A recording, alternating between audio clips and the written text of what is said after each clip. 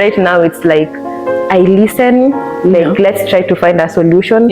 If I am in a position to give a solution, well and good, I will. But if I am not also in a position to give a solution, if there is somebody else that I know, I suggest. will. Yes.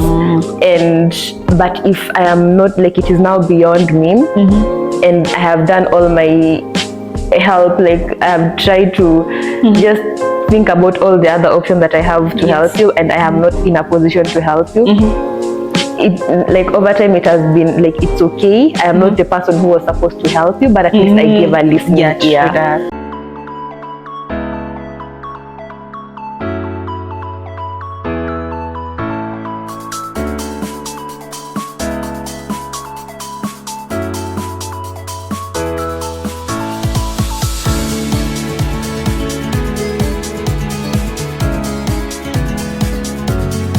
Before we dive into this conversation, we would like to take this opportunity to express our sincere gratitude to our incredible viewers and listeners for you make this show be what it is.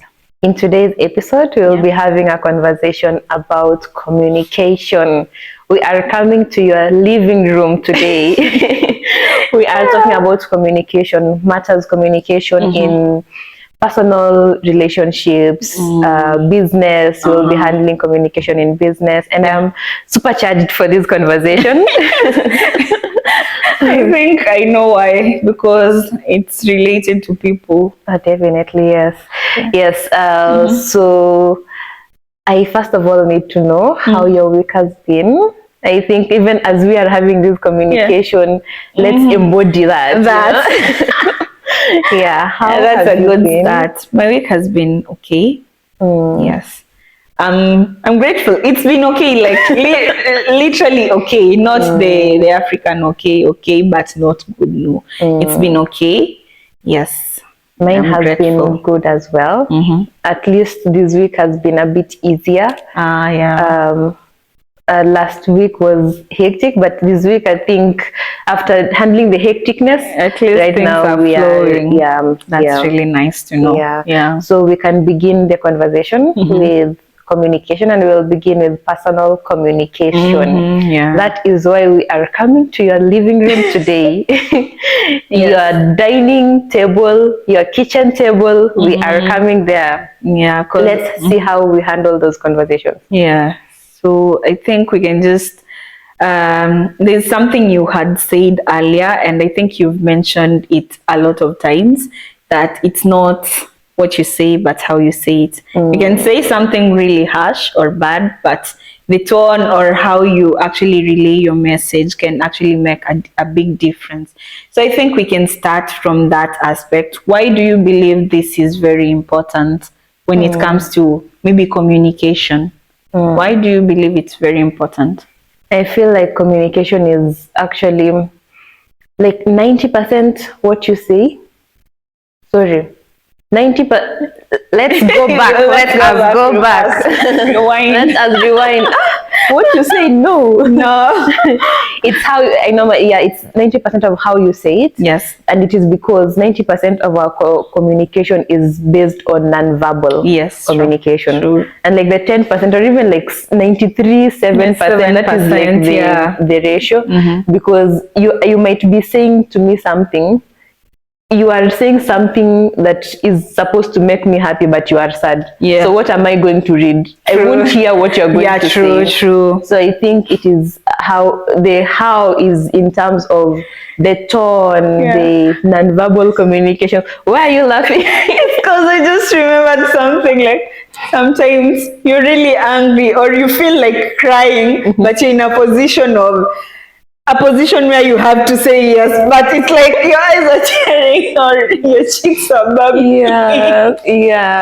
So as you were speaking, that's what was just going through my mind, and I couldn't just suppress it. But it is very true. So someone at that point will just notice, by the way, no, you just look so drained and down, and whatever you say, I am fine, but your face and body is saying something different, would totally give him or her a different perspective. True. You were just saying that, and I'm like, it's like, I don't know how like HR people normally fire people. You see, when you tell somebody that you're no longer going to work with us, and maybe they feel bad, but you, as in your professional, you're not even supposed to like feel, but you're like, it's your profession, and like you're doing your job, but you feel for them, but you don't have to show them that you feel for them. I think we will discuss that under business, because it is very true. But they use so many nice words. You see, it's like they try to validate you first, and even try and make you feel like maybe this place is actually not for you. You can do way better in a different environment. At least it's not like maybe before, maybe they would just tell someone, you can no longer work here, without, they really try to package it. It's called packaging. They really try to package the information in that good way. And I think that one boils down to our communication styles. Yes, because there are different communication styles, and we are different people. Yes, very true. And based on our environment, based on our experiences, our communication styles may differ with time. But let's have a conversation about the communication styles that are available. And then after that, maybe we can come into getting to understand what are our own communication styles. So, so I think I'll just mention them, and then we can discuss them. Be free. Okay. So I would say, like, basically we have like 3 major communication styles, at least those that have been categorized, let's say by psychologists or these people who are well knowledgeable in this area. And we have basically the assertive, aggressive, and passive communication styles. But under these styles, you'd find there's some which kind of blending together, and then you might find someone is maybe aggressive passive or passive aggressive, in those types, those combinations. So I think you can start us off with maybe, let's start with aggressive and passive, and then we go to assertive, because it's like it balances it out. So when we are categorizing these specific communication styles, we are focusing on, number one, the emotions, and the feelings as well. So you get that in a passive aggressive person, they're not focused on the emotions or the feelings. It is being direct to the point, and the main focus of them, like like the aggressive communicator, is the goal. So is whatever that I have said been understood, and has it been actioned upon? They're not caring about how you're gonna feel. It's not just about them and the goal. It's like you are there to do your job. So focus on the job. And I feel like there are some places where the aggressive communication style is important, and there are some places that it is not important. So I think it's best for people to know that you can be both an assertive communicator and a passive communicator, but in different contexts, and know how to be able to maneuver the two kind of communication styles, but to be in a more productive and in a more easier to be interpreted way, depending on the context. That's very true. I think that's very true, because you would find that different scenarios where you actually need to be, I wouldn't say very aggressive, but goal-oriented for things to move.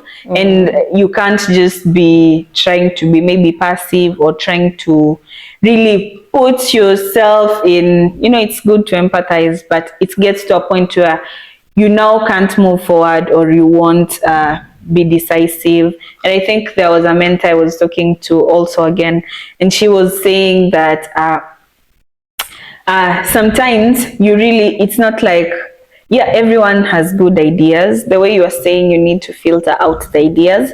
So everyone has a good idea, but now you see under the assertive communication styles is that yes, you're putting emotions in place and also the goal in place, but you're also empathizing with everyone around you. So you can imagine if you're the manager, let's say, of a team of 5 or 10 people, you need to make a decision, but you have to get the opinion of everyone. Yes, you have to get the opinions, but also the more you want to put yourself into every single person's shoe, you find that you're not making decisions. Yeah, time is also running, and you see. So I think sometimes those situations are the ones where you would find that the goal-oriented bit comes in handy. Yes, you'll get feedback from the team, but at the same time, just be very fast to decide this is the course of action. This is, yeah, such a thing. So I think also the aggressive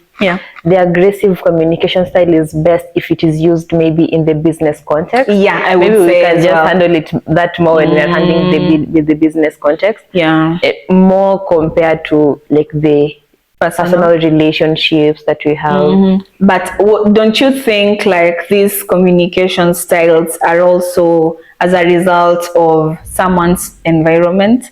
Let's say their personality types and also how they've been brought up, because personalities are different. Everyone has a different identity, and I was brought up in a different way you were brought up, Don't you think this is actually sometimes maybe these environments have shaped this type of communication styles? So if you're telling maybe someone who has brought in an environment where an aggressive passive or a passive communication style has been the norm of the day, don't you think you will telling them that no, you can only use that communication style you've known for 30 years or for 40 years in the business world, but while talking to friends and family, you need to channel into this other communication that they've never known? Don't you think it's also too much and too harsh? Yeah, I agree it is, but how you actually communicate is what is important. And also, are you getting results based on your communication style? It might be something that you've been doing for 30 years, but is it giving you the results that you want? Yeah. I think that is why the context and the people that you are dealing with matter a lot. So by the time you are settling on this is now like this is me, and accepting yourself that this is me, and not wanting to change to maybe something else that might work for you, then it is important to know how it is working for you and how it is not working for you, and if it is not working for you, how you can be able to make it work for you at the same time. I think that's true. And also just understanding, letting people to understand the essence of empathy. How you've been brought up. First of all, let's explain to people what passive and assertive, because we keep on going and so maybe I will just say, so like for a passive communication style, basically it entails mostly it's related to, they would say, introverts, but you would find someone is not expressing how they feel, like you put things to yourself. You don't communicate what you're feeling, what you're not okay with, what you want, so you just keep piling a lot of stuff within you. And then for the assertive, right? For the assertive one, now it's a communication style where it's like you're trying to balance. You have a goal, but you're not treating people like machines, or you're just not goal oriented. You're also trying to be empathetic and put yourself in the other person's shoe, and you're like, what would you have done in whatever capacity you're in? What would you have suggested, or what is your opinion based on that same capacity? And just trying to understand where people are coming from. It's the same thing that you might meet with someone who is very, very angry, and then probably you just made a funny joke to them and they reacted in a very bad way you didn't expect, and you're like, that was just such a small thing, it's actually harmless, but deep within you don't know where these people are coming from, you don't know what they have harbored within. So an assertive communication style would allow you as a person to literally now sit down and think, wait, I told Eda this, it is very little, or it's not even something that can cause such level of reaction, right? But she reacted in a totally different way, and trying to understand what might she have been going through, or is she coming from a place of maybe pain or a place of being happy, you know, trying to now look at the other person's section, not just being like, I told her, but no, that's the way she reacted, it's her own problem, you know. You're not responsible for that. Not being that way, being as an assertive communicator will really try to see the other end of the conversation. Yeah, it's like looking at the coin on both sides. On both sides, yes. I agree. And just to bring in the aspect of goals and feelings and emotions. Yeah. For aggressive, it is the goal and just focused on the goal. Yeah. And the goal and their like the other person's, their emotions, feelings. It's always a me. Yeah. For the passive one is now you. Now it's not me, it's you. Your goals and your emotions, how are you feeling? Are you okay? Like it's just about you, but and removing myself from the I feel like it's a combination of both of you. It's because I was listening to a particular video. It's like they're saying, okay, for the assertive one, it also brings the aspect of authenticity in it. That was passive. I was talking about passive. Oh, that was passive. The passive is just about the other person. Now assertive is now my feelings, your feelings and goals, and it's like this whole balance. Yeah, so you can talk about your video now. My video. You were talking about the video that you watched about assertive. Oh yeah. So it's okay. Let me just say it, because I was trying to change the other bits before you were talking about passive. So like the video about the passive communication, they were like this person is not feeling okay, and they're really authentic about themselves. They know themselves, and they know they're not feeling okay about maybe the other party's behavior, but the way they're telling them, it's like the way you're telling someone no in how you're saying it, instead of just making someone feel rejected or something, you know. So like telling this person they're not okay with maybe their behavior, their behavior is actually affecting them, but they're putting it from a point of, I'm not okay with this, and I would appreciate, not I want, you know. It's not like I'm commanding you to do this, or I'm commanding this. No, they're trying to tell them, this is how I feel, I'm not maybe okay with this, and it would make me happy, or it would bring a different kind of feeling if you would probably check on this or look at this. It's different from an aggressive style of communication, where someone will just say, Eda, I don't like what you're doing because it's hurting me, or it's doing this and doing this, without even giving next time, and next time just don't do it, or next time don't repeat it. That's basically, it's like you're really commanding me. And I think also sometimes I keep telling you, like sometimes you find I get some text, or I get someone has talks, like you can feel the tone from even a text or a chat, and you're like, it's the way they've written the text. The problem is not the message, but it's like you're ordering me. It's not even coming from a point of, probably you should, you know, this and this and this. And I think that's what brings the balance in assertiveness. Knowing that you're not okay, and it's so much linked to authenticity, and telling the other person to try and put, like, in the way you're communicating, you're just telling the other person, try and put yourself in my shoe, and just make a decision or make a change from this other side of me also.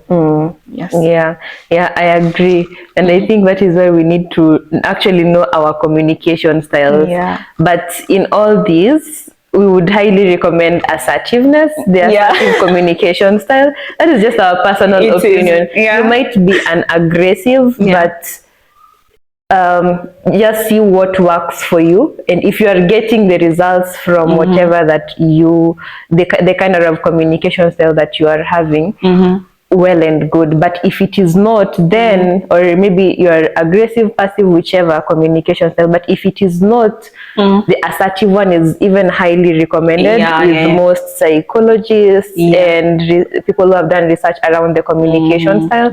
It is highly recommended. It's highly recommended, and it gives the best results on certain circumstances. We are not saying that it will be 100%. Yeah, I think on certain circumstances. But I feel like because also right now we are living in a more people-oriented society, I would say. People are more into wellness or mental health or being empathetic with one another, you know. So it's also another reason as to why we should embrace the assertive communication style, because it gives each and every person around you or in your environment the same chance to voice their opinions, to voice what they feel they are not okay with or what they're okay with, what's hurting them.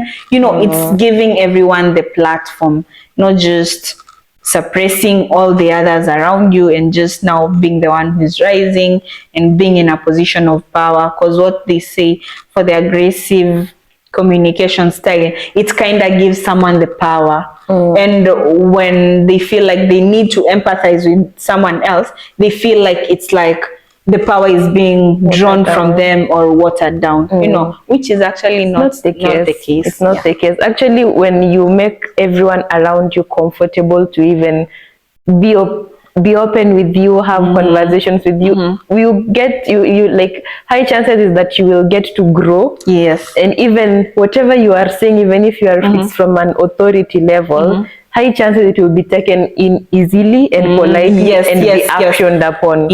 And actually people will see it's like it's the same thing, like maybe you're trying to set a campaign or something to do with a business, and then you allow your team to take charge. Maybe they're the ones in the field to take charge. Yes, you're still in a leadership role, you're still giving the guidelines, you're still leading people, yes, but you're allowing them to take charge. It comes from a place of, this is an initiative I've come up with. And there's something about when you're trusted with something, when you're trusted with an idea or you're trusted with a vision to carry, you know. So there's something so powerful about it. And then you find that an employee or just a team member is actually self-motivated, and you're like, wait, this is really good. And probably when you're using the other style of controlling, you should go this side, either you will do this and you need to do this by this, and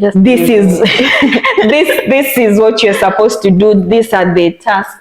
You would find you're not getting enough results because this person would feel like, I'm just helping you build your goal. You know, I'm just helping you build your goal, and there's nothing I'm not feeling fulfilled. Especially with Gen Zs. But I feel like it's a good thing, because the good thing about this generation is that they understand what they cannot take at an early age. True. Like, they understand very fast, this is not working for me, and they move to a different thing. Maybe it's not so good, especially for those people who want to stay with the status quo, but I feel it's a good thing, and it's probably also one step to better mental health. Especially you find so many people complaining about work issues, even leave alone work-life balance. You're feeling, actually I think it's related, because you're feeling it's like this work is really draining you. You're getting depressed at work. You're waking up in the morning. Maybe sometimes some people don't want to go to work, or maybe someone is feeling it's like their impact is not being felt, and they're really working a lot. Sometimes even maybe, yes, they're not maybe experts yet, but the little effort they're putting is not being recognized. And if they keep staying there, you find they keep complaining, oh, I'm mentally stressed, I'm not okay, and they just keep being drained and depressed, and their creativity going down. For this generation, they would feel that and they won't stay there anymore. They'll be like, I'm out. I think that is good. Which is that a good thing to be assertive even when you're communicating, and knowing what you can actually bring to the table, because that is where it all begins. Otherwise, if I don't know what I'm bringing to the table, then I will definitely not fight for my rights. Yeah, very true. Yeah. So what is your communication style? I would say, I think the next time people will just write for me in the comment section, situational girl. But basically, it's just the situational girl. Please don't try that. But basically, it's just the same thing I've said. Like, it's you've said it's situational.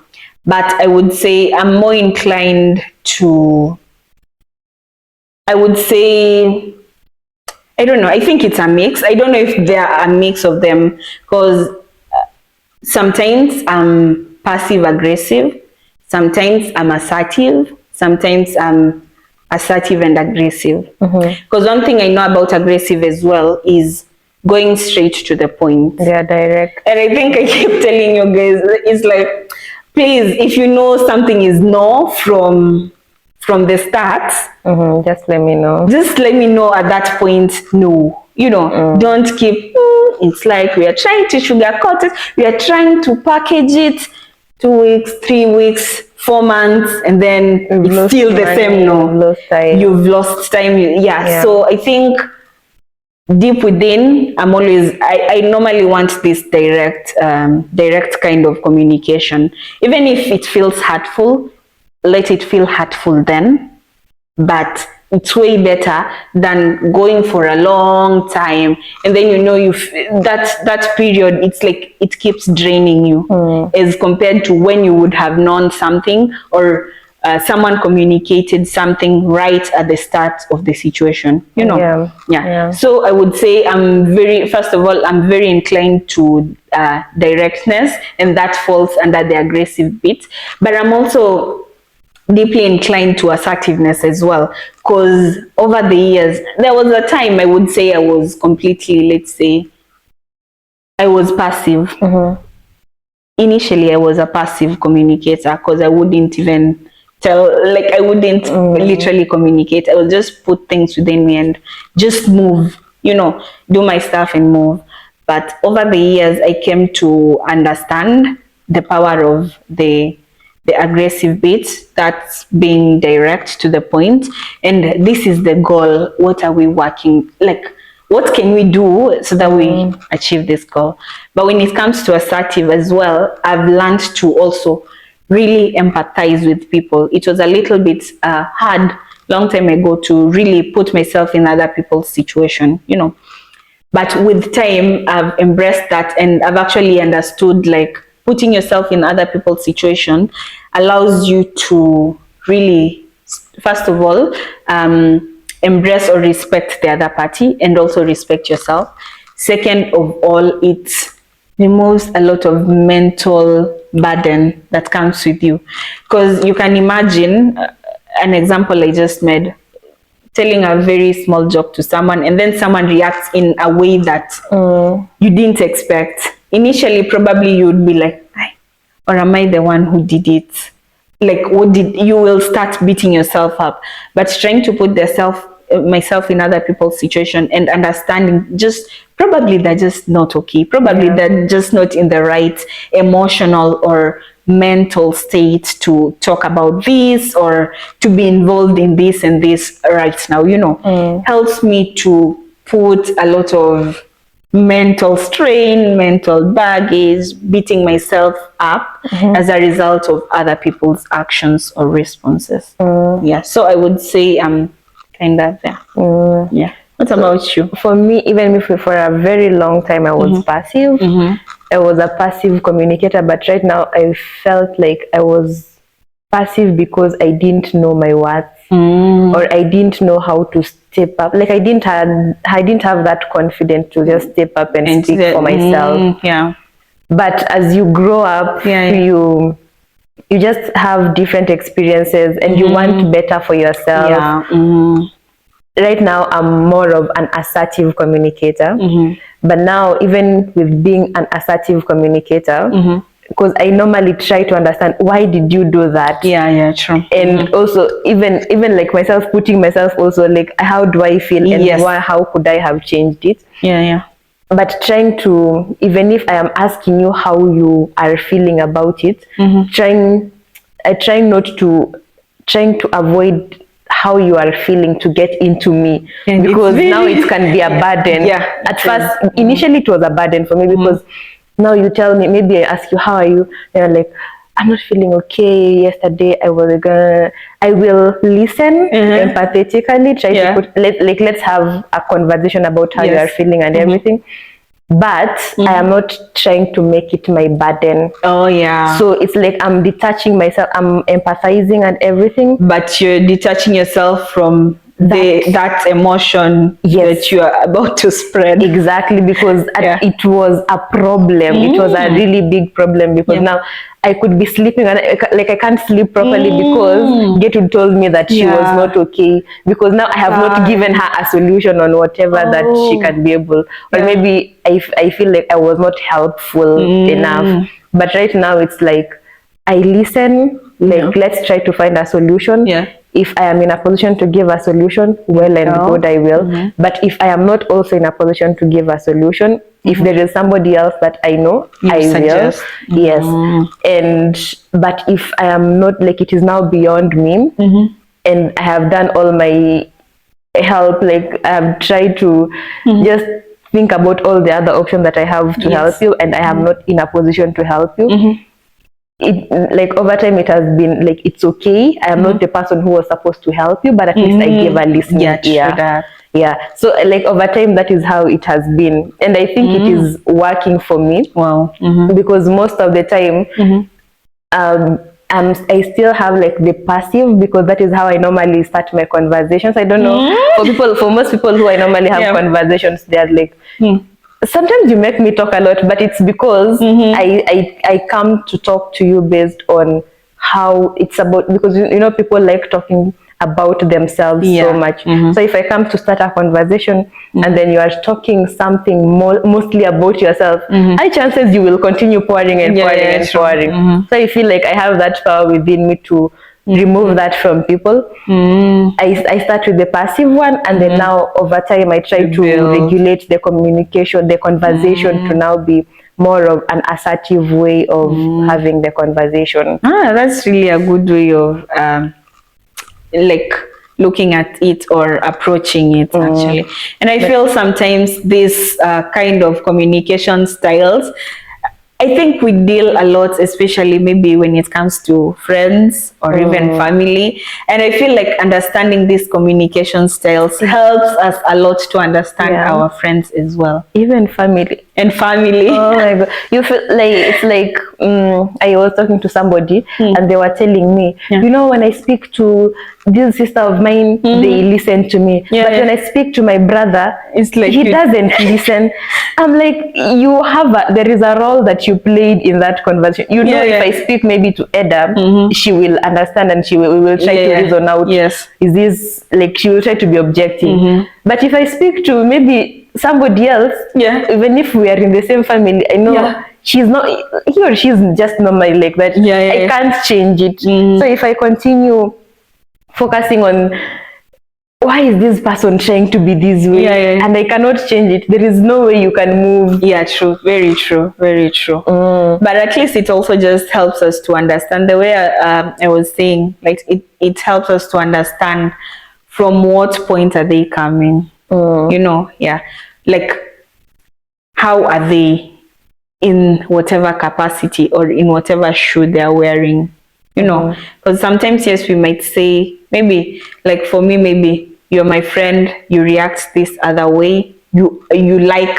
things in a different way, or when it comes to conversations, maybe you like conversations on this, or you like being addressed in a particular way. And then probably you have another friend who really doesn't is not in that, in that same shoe as yours. Maybe for him or her, he's just like, he would say anything, or he would communicate in a very jokingly manner, but say things directly, and you find that you actually mentioned a point. And it's something that someone, don't mention them. I know You actually made a point, and if you actually look at yourself, you're like, actually, this is something maybe I need to look into. You need, and at the end of it all, you won't feel bad. But there's that one who will tell you the same thing, and you will feel bad. How you say it. So just understanding like where people are coming from will help us also just interact well with our friends, and also just give them also the breather, the grace to be themselves, but in the process of them being themselves, allowing them to understand that also we are also facing issues maybe, or we also need people to be empathetic with us. It's the same thing. I don't know, but I'm not of this idea. Sometimes you find people, there may be fake friends, but you find people complaining, oh, my friends are fake, and you're like, maybe all of you were in high school together, and then you came to campus, and maybe when you guys had a problem, and maybe they would request for help, you or this couple of friends at that point, you were also not in a position to help them in a way they wanted to help. Exactly. And I keep telling you, and most of my friends, it's like, people need to understand that these friends that they want them to come through for them are also facing issues, and they would really also just appreciate you being empathetic towards them, because someone has said maybe they're not in a position to, or they've communicated maybe they're just not okay. And I was listening to this Magnify conversation, and they were talking about friendships, and they were like, you need to know your friends. If you know your friend and you talk to them, but there's this one point or a number of time, it's like they've just completely changed. Stop pointing fingers at them. Go back to like, Gertrude used to be like this. Eda used to be like this, but recently she's just acting in a totally different way. Or maybe you're the problem. In a totally different way. Maybe you're the problem, or maybe they're actually facing something and they're not okay. And this lady was saying that there's a time she called a friend of hers, like that friend of hers was always, the way I can just call you, Eda, I have this, and kindly sort me out, or come help, or a friend who is always there. And there's a day she called, and this friend just told them, I can't. And this other one on this other phone paused for a moment and just knew, now it's not about me, I'm not here to rant. And now started listening to the other friend. Wow. Because they realized, like, this is something different. Like, it has changed, and it's also time to check up on this. So let's just understand that both of us need grace from the other side. Both of us need empathy from each other side. For sure. That was really powerful. Thank you. I told you, if you stay close to me, Eda. I see. What more can you ask? But basically, like, that's something we really need to embrace. True. Okay, I think we have also, like, the fact that we have managed to at least travel outside our country. We have definitely faced things like intercultural communication difference. So I think maybe we can tackle that now and just get to understand, even somebody who is back at home, when you travel, just be very aware that these are normal things, and that maybe you are not the problem, and maybe it's just culture. It's just culture, and you're just born from different places. So I think I would say that's very true, and I would say especially like in school or or in school, or sometimes you'd find, back home, we are used to really package and know in a very good way. You want to just tell, I want to go and tell Edda, I need you to help me carry this table. No, I cannot. No, I cannot. Edda, I need you to come. I'm inviting you to my birthday or my party. I don't have time. I cannot. Edda, can I post your photo? No, thank you. No, I'm not comfortable with you posting my photo. It's always a no. It's a direct no. And back home, and I was listening to one of my friends was telling like the lecturer, like, back home, if you won't make it for the party, you will just tell someone, yes, I will come, and then it gets to the day of the party and you're like, you text now early in advance, something really came up, I really can't make it, and then don't like that, and then you listen to the reason behind it. Is it your story? They don't like that story.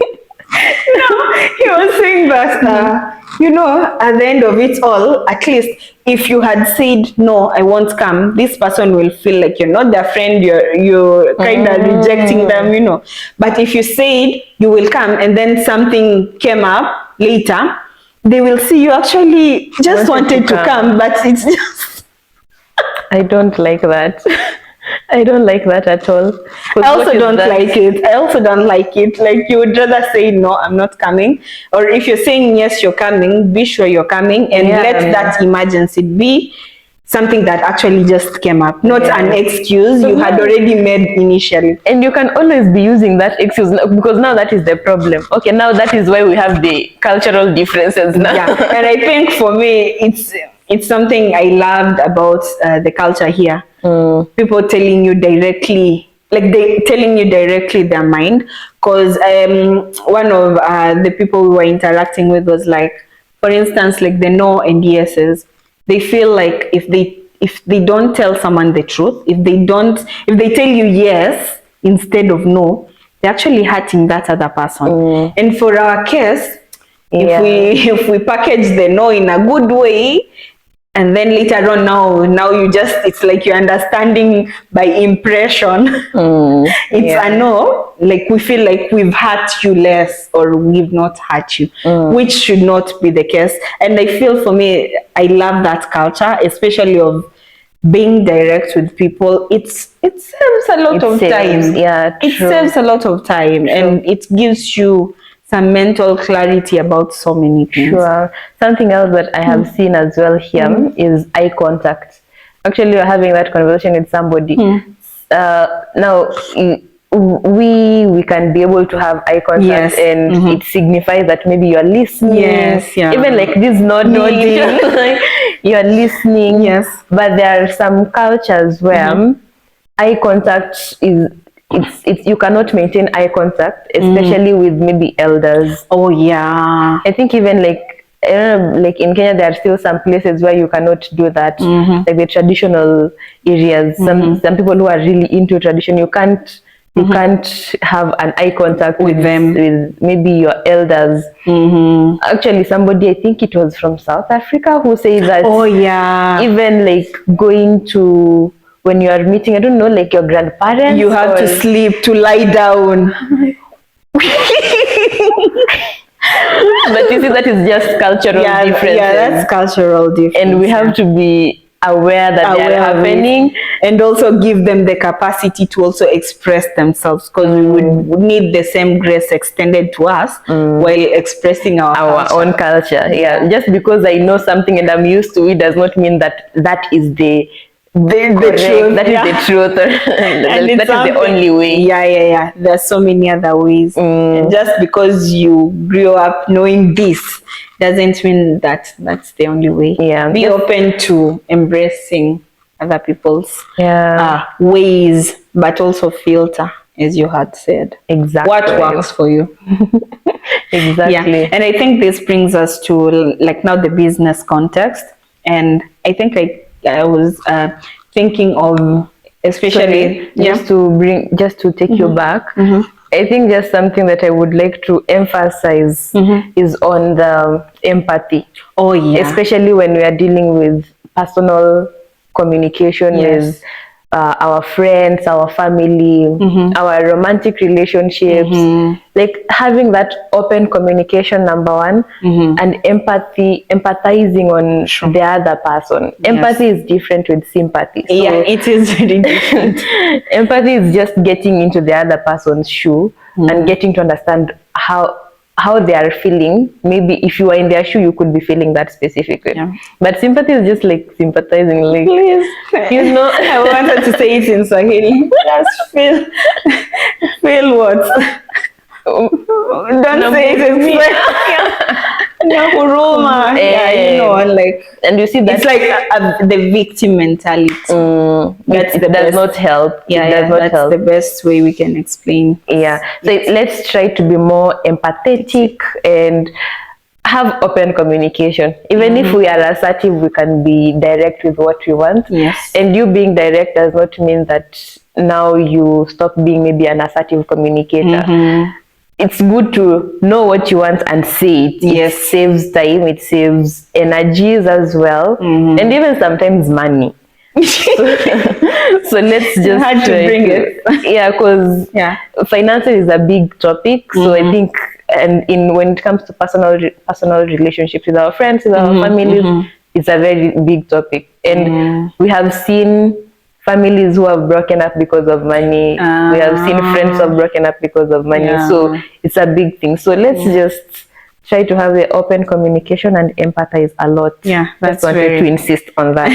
That's very true. Yeah. So maybe we can just proceed to the business. Now on the business context, but I feel even the business context might not be that long, because I was thinking at maybe situations where I would say we have careers, the career section, and also we have like the normal businesses. Maybe you're a life coach, or you have that local entrepreneurship business we talked about, you know. So how exactly do you try and communicate here? Because at this point there are several parties. You can be either of them. You can be the employee, you can be the owner of the business or the consultancy service, you can be a member of the team, or you can actually be the leader, someone who needs to direct people. How do you embrace either of these capacities and ensure that you effectively communicate? We can, I think, start with the employee, and as we go, maybe. I think just back to the person, because the personal builds as through who we are as either now getting that tag as an employee. I'm a person before I am an employee. Yeah, very true. So I think the knowing of your communication style matters a lot, such that actually when you know you're an aggressive communicator, you will know when to reduce it, to tone it, or when to use it to your advantage. And that brings still empathy in it. Exactly, yeah. So if I know I am an assertive communicator, I will know when now that one I'll be taken advantage of if I use the assertive communication, or how should I be able to go another way if I want to bring in maybe some aggressive element into it to be able to use it to my advantage. So I think number one, first of all, let's just know our communication style, and when it works and when it does not work for us. Just from my experience, I will just say that I think in business, business is different with our personal, you know. Business, maybe you don't know, especially maybe in employment, you don't know, you've just met there for a specific goal, which is to get money to grow in terms of your experiences in your area of expertise, and to render the service as well. To render service as well. Yeah, true. So first of all, that is the main goal that brought us here. So understanding the goal of what brought us here is important, and know how to be able to communicate according to the goal that brought us here. So if I know my personal style is being assertive, is my personal style going to, is my communication style going to help me in this specific area? Maybe no. So how can I be able to adjust it to be able to achieve the goal that I have here? But from my personal experience, the assertive communication has helped me. And even if I am communicating assertively, I know the end goal. It's just the same way we're being talked to about negotiation. In business, everything is negotiation. If I'm talking to you as maybe my colleague, maybe in finance, and I need to convince you that we need to go to use, maybe if it is depreciation, let me now talk finance matters. If it is depreciation, we either use straight line way of depreciating or the other way of depreciating. True. So if I need to convince you, yes, those are facts, but if I need to convince you, then it is a negotiation. So I need to bring in facts, and you need to bring in your facts when we are talking about this specific method of depreciation. I think it is the same way. If you're talking to your boss, to your manager, to maybe the owner of the business, facts and opinions and knowing the goal are what drives the communication further. It is now not your emotions. True. Because sometimes that is where we go wrong when it comes to business. You put your emotions at the forefront instead of the goal. The goal and the facts. Track records. So I think for business, I feel, in my opinion, it is critical, and let us know what the goal has brought us here, and know the kind of communication style that you are going to embody in the business.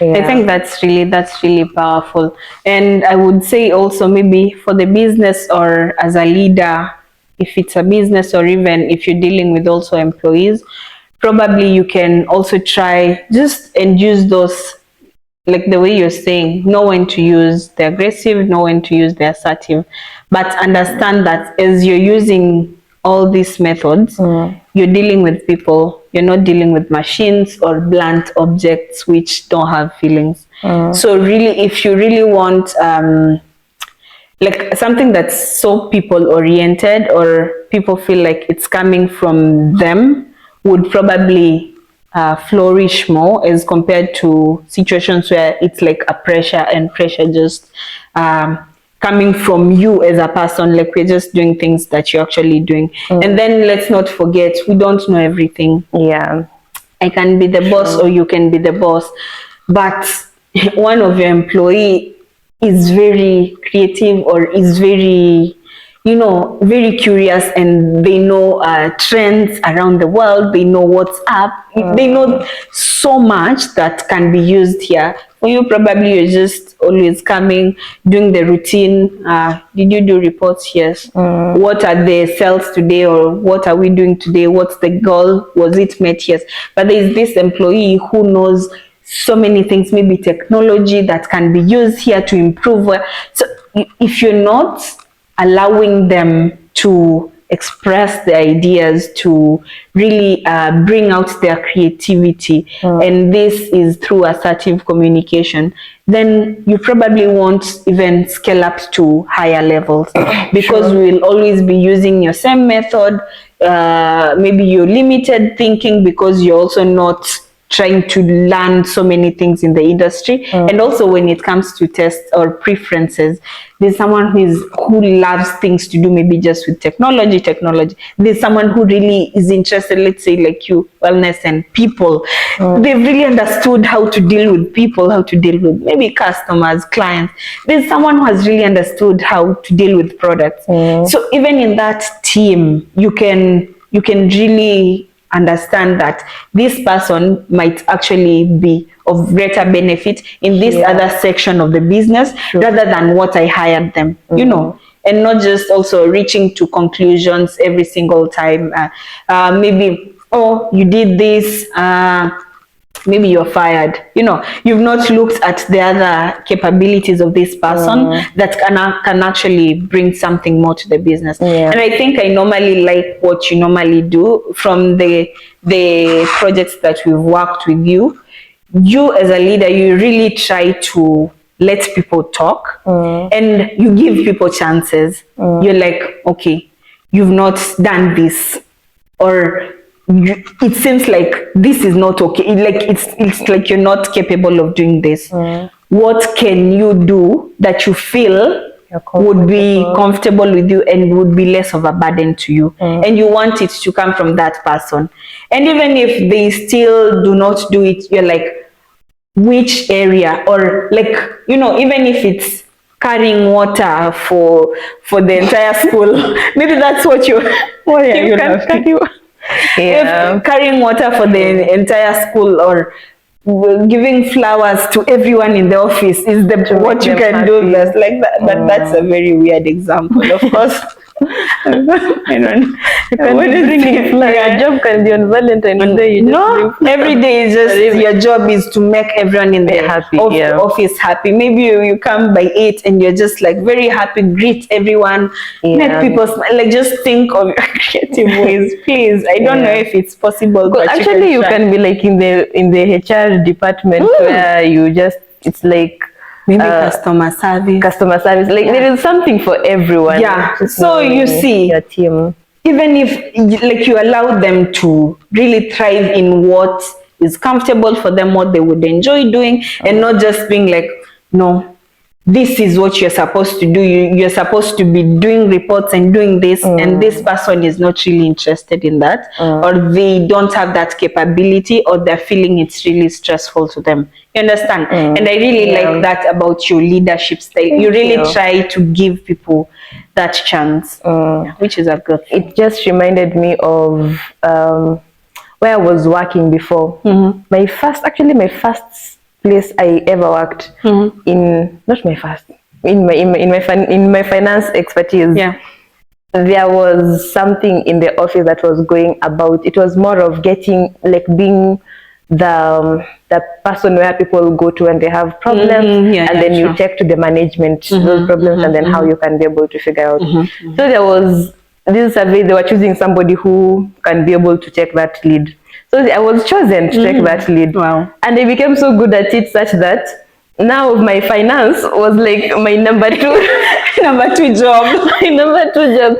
I would talk to our CFO. We are discussing matters regarding people and how we can be able to change something in the organization. Such that they even made me the role, like the lead of all those people who are representing the different departments. But I feel like it begins with knowing yourself. True. Once you know yourself, you will show up in the environment that you're showing up as your authentic self, and people will actually notice that. And that is what most of the time that you will be given responsibility. And surprisingly, when you're feeling like your authentic self, I feel like deep within you even don't notice that people are noticing. True. You just find like it's like your energy is attracting. That energy is just attracting people, and it's not like you're really trying that. Today I've seen Edda, I need to impress because she needs to give me that job. Like you're just living. It's like you're living your normal life, and then people just see from the way you carry yourself, from the way things are happening, from the way you run your activities and projects.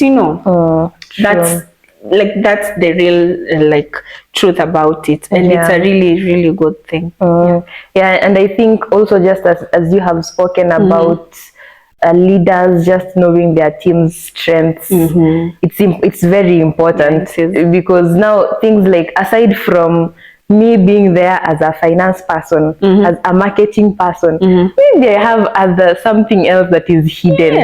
Let's try to just normalize that practice for people to get to give to the organization. Okay, I'm privileged to just be in good organizations. Like now, my second place where I went to, we had this thing in the office where every fortnight, the second Friday of every week, we would meet, and one person from the organization would give a speech about an area that they are interested in. Maybe somebody was interested in climate, and they would approach the person who is heading that specific Friday meeting. They would tell them, I'm interested in climate, and then somebody would give a speech about climate just to make people be cognizant about how climate is happening. Somebody else was good with matters, self-awareness and personality developing. They talked to us about it, but you see, it is coming from the employees, which is a good thing actually. And what I loved actually about that, the management put some money to it, such that if you attend, you're going to be given some small amount. Even so there's a reward at least, there is a reward, and it comes from the company itself. That's a really so good it's thing. Like you're helping people grow themselves, even if it is not just work related. And the work was super intense, so those Friday meetings, they ease up, and then you know when you go to the office, you will laugh, you will meet with people. There is food as well. There is free food, so why not? Doesn't like food. I think those are the ways that you can be able to even like motivate your people to just step up and be authentic in their personal selves, because sometimes you went to school just for your parents to to be happy, which is not a good thing, but sometimes you just didn't know what you wanted at that time, but you found yourself there, so that sometimes degree has to work in some way, but over the time you get to realize that I am really good in this, so I can be able to change my career path from this into these other elements. But those studying the degrees also are very important. Yes, the degree is very important. If you're in a position to actually know what you want from the onset before you begin the degree, well and good for you. And I always say, like, there's nothing in this world that, like, there's no learning in this world that will go to waste. Even if it's something that you are not interested in, somewhere along the way, if you just look at situations, maybe sometimes you'd find whatever you didn't like, maybe for people who don't like maybe what they were studying, whatever you didn't like actually just helps you in one way or another later on in life. Even if it's not immediately, it's the same thing. It's an investment. It's just that you made an intellectual investment. It's not like you placed the money in property or the money market fund. But basically, like, that's it. And I think that's really good. And I would really want to know, like, what would probably be just your advice for maybe people who are starting out, and maybe let's say people who are starting out, and also let's say students who are from school with zero experience, and you're really trying to maybe get an internship, and you don't have experience, but you need to communicate, because you know how back at home it's like, show me something that you can bring to the table, and you're like, at that point, I don't have experience, I just have this textbook knowledge. That's what I know at this moment. But maybe people are not willing to take you in and look at other strengths or other avenues that you can really thrive in within the organization. What would be your advice? First of all, if you're a student, take advantage of those things in school, because those are the things that actually are somewhat experience, because they're like real life experiences. So take advantage of the career fairs. You can be maybe a volunteer somewhere, even if it is in school. Maybe there is a community outreach program, you can volunteer there. Those are the things that will show the employees out here that this person is capable of doing something. Because if you have managed to amass all these and you're still studying and you're not being paid for it, then definitely there could be something bigger into this. And then good grades, and then the other thing is the attitude aspect. When you're communicating, because I remember where I used to work, the manager that we had, he was a really good person, so we could just talk. And being in that position that I was always having these conversations with him, and he was like, I don't like this person's attitude, but like number one, have to work with them. His attitude is not good, and he's not competent enough. So you could be competent, but you don't have that platform to showcase your competency, but your attitude is good. So that attitude is what most employers are looking out for. But if you are in now, maybe you are starting your business, for example, just from experience, I would just say, just be confident to speak to people about your business. It might not make sense to anyone. It might not make sense to your family, neither to your friends. But just stick with your idea, because we still go back to our saying, there is no way God would put that idea in your mind and does not have any impact. So stick with your idea and be confident and speak to people about your idea, and know your communication style and work towards being a better person in terms of your communication. I think I wouldn't even say anything less, because I might water down. See, I was in the environment, the wisdom. So as Eda has said, attitude, and it's something I've had so many even employers here saying, or even people who are already working around in this country, like saying your attitude really matters, and just your eagerness to learn. Just show up and show that you can learn, and start with whatever you have in the hand. Same thing to the business. Be confident. You might, the first client you might meet, might check, you might not even deliver. You might not even deliver. You might doubt yourself. You've taken the product and you're like, you're not confident, but just stick to the grind and keep on being consistent, and just try and communicate. Just know what value you're bringing to the table, especially if it's a service or a product. Sometimes just tell your story. People relate more with the stories, so you can imagine if it is a pain point that you've experienced. Me, I think that's what really used to work for me, especially in sales of maybe products. I would just, when it would get to a point where I can no longer explain about a product, and it's a product I've used, I would just tell them my honest story and how it worked for me, and people would resonate with that story more, So just communicate using your story and just be confident. Yes, and also just one last thing as well, listening to feedback. Feedback is very important. True. Communication is not a one way, it's two way. It's two way. Yes, so listen to feedback, even if it is business. First of all, if you are given that opportunity as a student, maximize that opportunity so that they won't let you go again. And if it is business, if you get that first deal, second deal, maximize it to your fullest. And also allow your keep asking for your clients for their reviews or the feedbacks, even if they're the harsh feedbacks, because these feedbacks are what will help you build on or improve on your product or the quality of the service you actually offering. Yes, and we are also not perfect. Yes, sometimes we might lapse in terms of our communication, but it is okay to say that you lapsed in that specific area, but you can do better and actually do better.